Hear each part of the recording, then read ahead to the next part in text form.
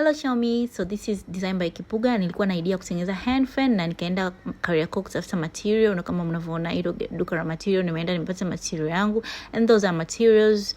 Tukaanza na second step. Hiyo ni second step. First step nimesahau kuonyesha, then hiyo ni third step. Kama mnavyoiona process ikaanza hivyo, kama mnavyoona kutengeneza hand fan zetu. By the way, mimi ndo natengeneza mimi mwenyewe. Hiyo ni fourth step ya kutengeneza hand fan, Hasobe trending hand fan.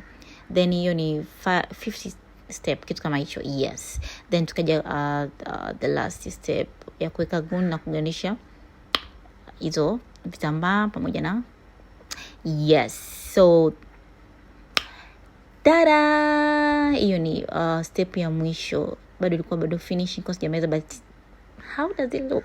It look nice, yeah? Yes, inapendeza. Karibuni watengeneze hand fan zenu. Kwa yote ambaye mwenye harusi, mwenye ambaye ametengeneza nguo yake ya Kinigeria, anataka aslay katika sherehe, mimi natengeneza kwa rangi yoyote unayotaka wewe, kwa bei affordable. The price is very affordable. Mtu anaweza ka afford. It's only for sharing ni 40 tu ya Kitanzania. Karibu na kutengenezea rangi yote unayotaka wewe na design yote unayotaka wewe. Karibu sana mpenzi wangu. Karibuni sana Designs by Kipuga period. Clock it. By the way, I'm the one mimi ndo nimetengeneza, kuna mtu yote.